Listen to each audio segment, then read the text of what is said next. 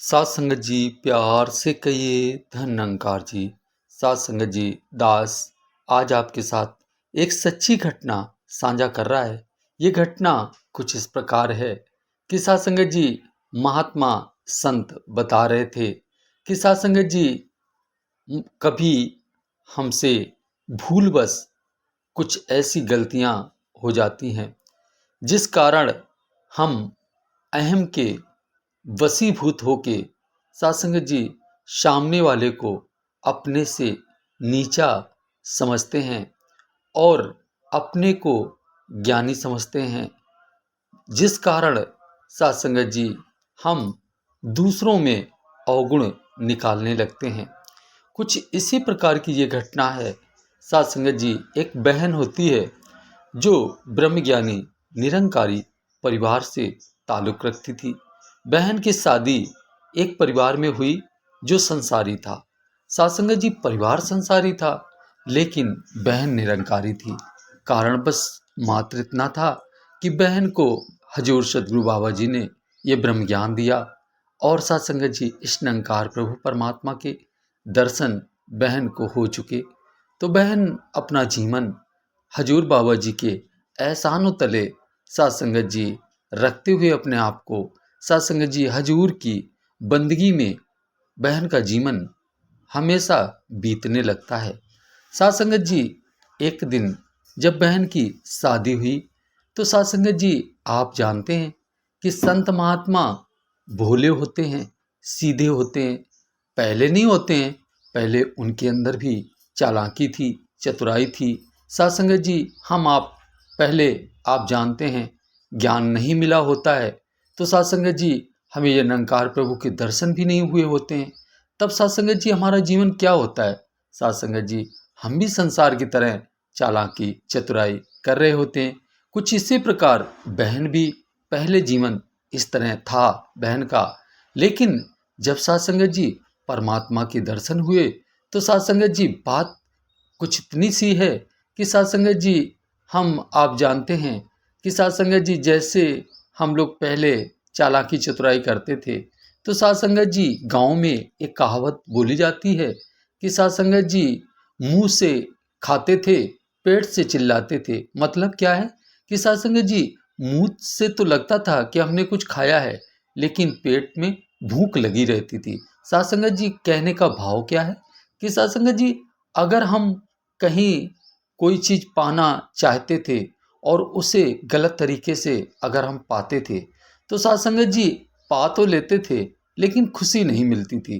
कारण क्या था कि सात संगत जी वो धन गलत तरीके से लाया हुआ वो गलत तरीके से ही चला जाता था। सात संगत जी बात करेंगे कि ऐसे ही जब जीवन जीना पड़ता है तो सात संगत जी दुख के मारे लोग हाय हाय करके तड़पते चिल्लाते रहते हैं। सात संगत जी बात कुछ इस प्रकार हुई कि सात संगत जी संत महात्मा जानते हैं कि जब ऐसा जीवन हम जी रहे थे, चालाकी चतुराई कर रहे थे तो हम हर पल दुखी ही रहते थे। कभी हमारा जीवन खुशहाल नहीं हुआ है सात संगत जी। अब क्या हुआ? हजूर का ज्ञान मिला, हजूर के बताए रास्तों पे चले तो सात संगत जी जीवन में आनंद आने लगा। भक्ति का आनंद तो मिला ही, सात संगत जी जो हम संसार में जीवन जी रहे हैं, सात संगत जी गृहस्थ में उसमें भी हमें सुख प्राप्त होने लगे। जिस कारण सात संगत जी सभी संत महात्माओं ने चालाकी चतुराई छोड़कर प्रभु की भक्ति में अपने मन को लगाया और अपने अंदर भोलापन लाके रख लिया। कारण क्या है कि सात संगत जी वो जानते हैं कि चालाकी चतुराई से ये प्रभु परमात्मा रीझेगा नहीं और अगर रीझेगा नहीं तो हमारे जीवन में सुख आएंगे नहीं। और सात संगत जी जो चालाकी चतुराई तज देता है उसके जीवन में सुख ही सुख आते हैं।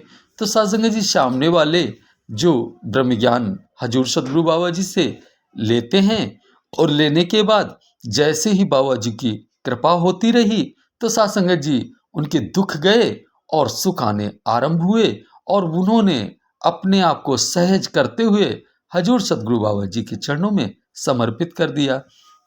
अब सात संगत जी बात इतनी सी हुई कि जब उनके जीवन में इस प्रकार कुछ हुआ तो साथ संगत जी कहने वाले लोग साथ संगत जी उन्हें संत महात्मा कहने लगे।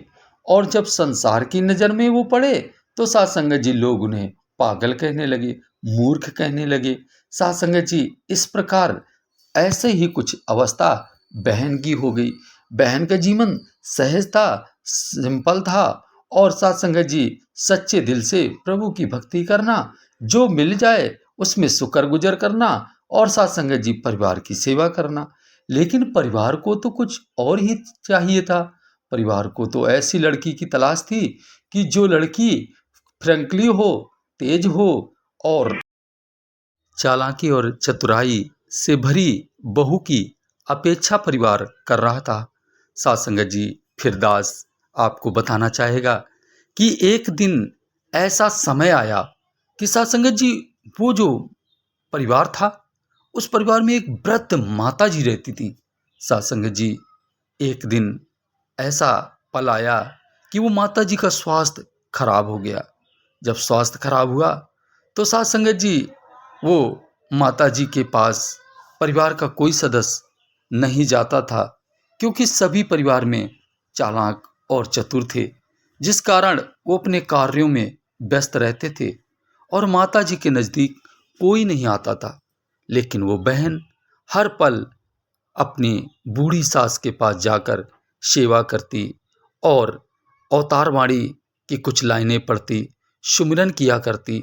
साथ संगत जी वो जब इस प्रकार ये सारे कार्य बहन करती तो परिवार के सदस्य देखा करते।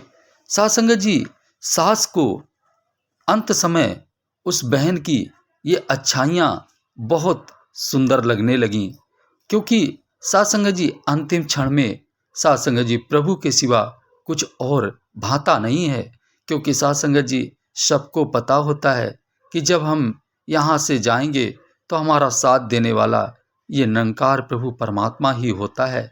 अगर हमने इससे रिश्ता नहीं जोड़ा तो फिर हमारे सामने अंधकार ही अंधकार होता है। तो साथ संगत जी वो माता जी कहने लगी कि बेटी, ये जो आज तुम इस प्रकार से ये कार्य मेरे सामने कर रही हो, ये अगर पहले करती तो शायद हमें और सुंदर सा जीवन जीने का अवसर मिल जाता। तो बहन कहती है, माता जी क्या करें, आपने कभी हमें सुनने का प्रयास नहीं किया और हमें समझने की कोशिश ही नहीं की, जिस कारण दासी आपको बता ही नहीं पाई कि जो ज्ञान दासी को हजूर सदगुरु बाबा जी की कृपा से मिला है, वो ज्ञान आप सबके सामने रखकर आप सबके भी जीवन को दासी खुशहाल बना पाती। साथ संगत जी उस बहन ने बताया कि माता जी, आप अब ये संसार छोड़ेंगी तो आपको ये भी नहीं पता है कि आप कहाँ पर जाएंगी और आपका जीवन अब क्या रूप लेने वाला है, ये आपको कुछ भी नहीं पता है। क्यों ना माता जी, आपने हमें इतने दिन बाद समझा है, इतनी देर में समझा है, तो आप अगर अभी दासी को समझ पाई हैं तो आप सभी लोग कृपा करो और कृपा करके निरंकारी सत्संग में चलकर इस ब्रह्म ज्ञान को प्राप्त कर लो, जिससे आपका भी जीवन धन्य हो जाए। हजूर सतगुरु पर हमें विश्वास है कि वो आप सबके साथ कुछ अच्छा ही करेंगे और आपके पास एक ऐसी दौलत हो जाएगी नाम धन की, जिसे आप अंत समय पर कम से कम सुमिरन करते हुए आप जो है कुछ अपने लिए अच्छा कर पाएंगे। तो जब ऐसी बातें वो माताजी सुनती हैं तो माताजी अपने परिवार के सभी सदस्यों को ये कहती हैं कि मेरी अंतिम इच्छा है कि इस बहू की बात सभी लोग स्वीकार कर लो और जो भी ये बहू कह रही है इसका कहना मानकर इस सत्संग में आप सभी जरूर जाओ। साथ संगत जी सभी लोग उस बहन की बात मानते हैं और सत्संग में जाते हैं, ब्रह्म ज्ञान प्राप्त करते हैं। साथ संगत जी उन्हें ये निरंकार प्रभु परमात्मा जब दिखाई पड़ता है तो उन्हें एहसास होता है कि हम गलत थे और ये जो बहन है ये बहुत ही अच्छी थी और इसके अंदर ये दैविक गुण थे।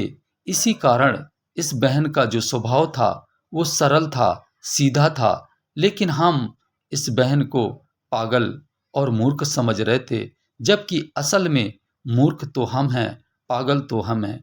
ये कहते हुए साथ संगत जी परिवार वाले उस बहन को प्रणाम करते हैं और सभी के अंदर से अब एक दूसरे के प्रति रिश्ते की भावना खत्म हो जाती है और सब में प्रभु का रूप निहारने लगते हैं और सब एक दूसरे को साथ संगत जी महात्मा कहते हुए आनंद पूर्वक जीवन जीने लगते हैं।